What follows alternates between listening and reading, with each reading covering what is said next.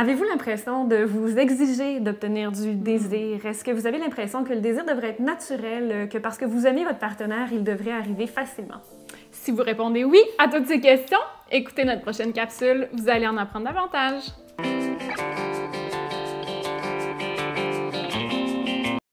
Bonjour et bienvenue dans une nouvelle vidéo de Sexologue. On vous parle aujourd'hui de l'impératif du désir. En fait, qu'est-ce que c'est? En gros, c'est un petit peu la pression qu'on peut se mettre pour obtenir du désir et cette idée-là qu'on devrait désirer, souvent, tout le temps ou pareil comme notre partenaire. Exactement. Donc, c'est vraiment l'idée que si j'ai pas de désir ou peu de désir, ben j'ai un problème. Et cet impératif du désir, en fait, il va se construire beaucoup aussi au niveau de la société. Des idées préconçues de la société, de comment on va voir la sexualité, ce qu'on pense que ça devrait être dans la sexualité. Ça vient beaucoup avec, là, on en parle au niveau sexuel, mais l'impératif du désir, c'est aussi avec le fait de tout avoir maintenant et qu'on devrait toujours vouloir plus.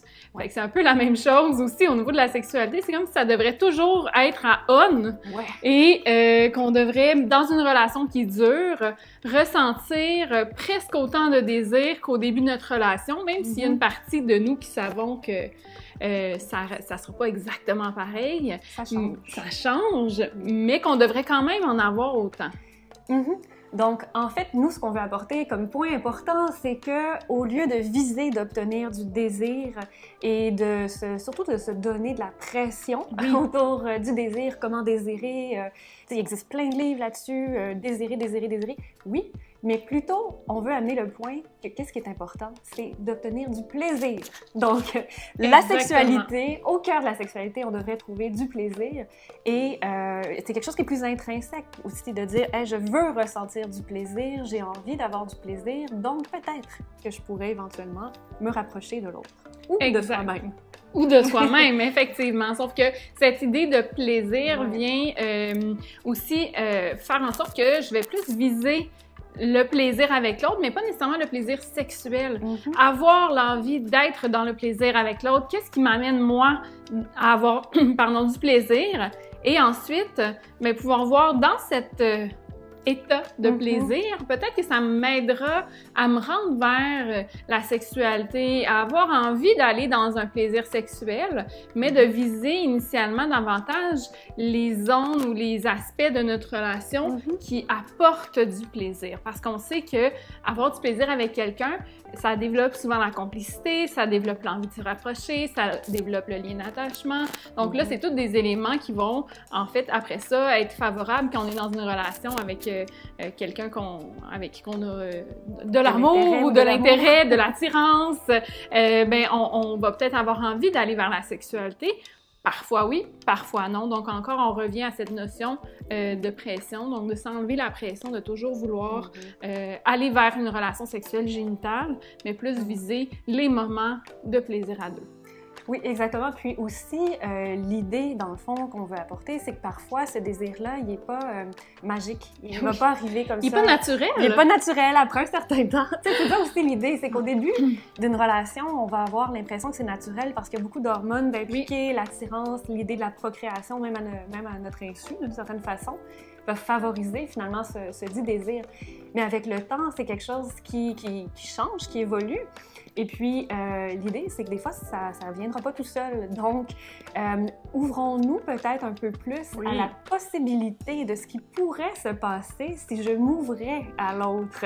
Donc, on est beaucoup dans cette projection-là, finalement, de dire, est-ce que je peux au moins avoir l'ouverture d'aller vers le plaisir, de me dire qu'est-ce que ça pourrait être, qu'est-ce que je pourrais en retirer aussi d'aller dans cette zone-là avec mon partenaire, mais pas tout de suite de viser à est-ce que j'ai envie maintenant d'avoir une relation sexuelle génitale? Souvent, la réponse, elle va être non, parce que si j'étais pas dans cet état d'esprit, ben ça se peut que cette pensée-là me rebute en ce moment, mais que si je me permets d'aller vers une zone de plaisir, de rapprochement, de caresse, etc., ben peut-être que là, l'envie d'aller plus vers quelque chose de génital va se présenter à moi. Mais donc, c'est là aussi de faire la différence entre est-ce que là, je peux avoir l'ouverture de me projeter à « Ah oui, est-ce que ça pourrait être agréable? Je pourrais passer un bon moment avec ma partenaire. Qu'est-ce que je pourrais aller? Qu'est-ce qu'on pourrait avoir dans un moment d'intimité? » Plutôt que juste me dire est-ce que oui ou non j'ai le goût d'une pénétration, par exemple. C'est sûr que si je suis en train d'écouter une émission de télé assise sur mon divan, ça se pourrait là, que j'ai pas envie. ça soit pas ça ma priorité.